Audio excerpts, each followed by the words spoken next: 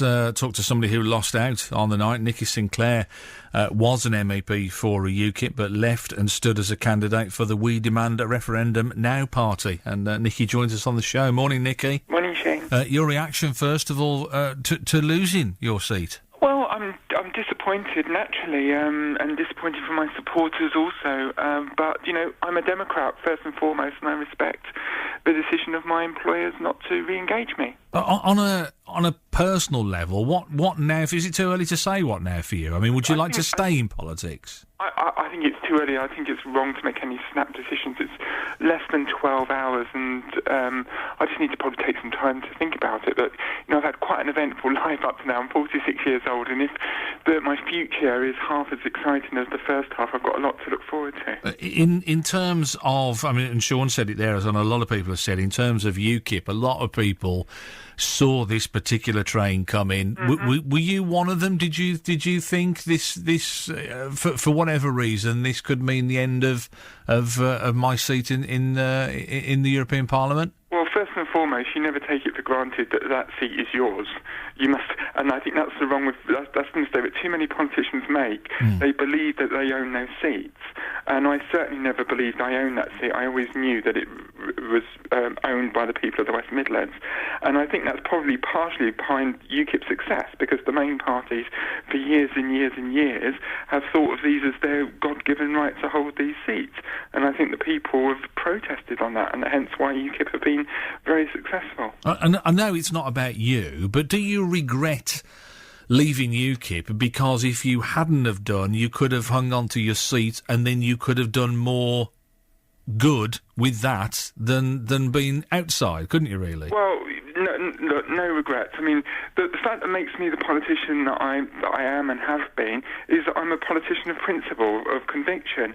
And, I joined UKIP 20 years ago on principle and conviction, and unfortunately certain circumstances developed where those principle and convictions couldn't stay within the party.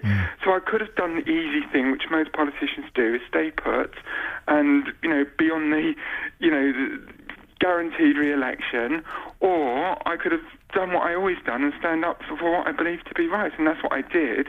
And I think that I've done a pretty good job in my life. Not just me, it's always necessarily about the politician, but I've got a fantastic team behind me, and that was one of the most disappointing things last night when I had to tell them that they would all be losing their jobs.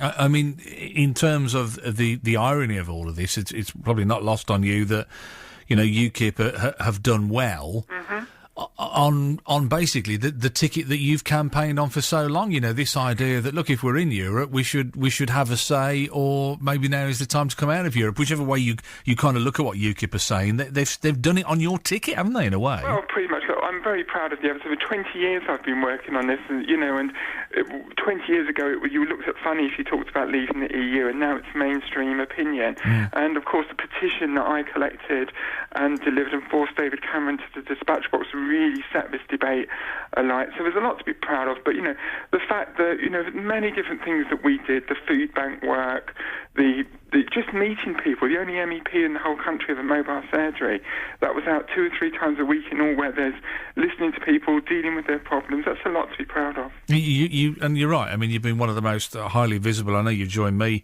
not only on this radio station, but on other radio stations as well, and you've been available to talk to the media and to talk to people as well. I know you've talked to Annie before in depth as well.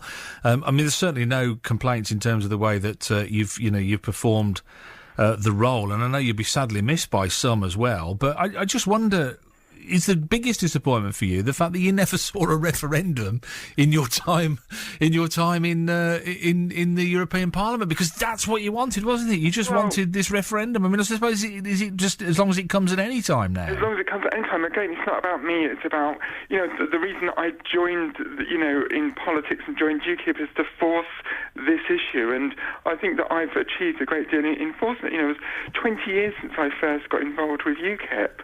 And, I was in UKIP for 16 years, did a lot of good work there, and I would say probably my biggest achievement was after I left UKIP and collecting that. Everyone laughed at me when I said I was going to make David Cameron bring him to a dispatch box and answer about a referendum. And I got 81 Conservative MPs to vote against him.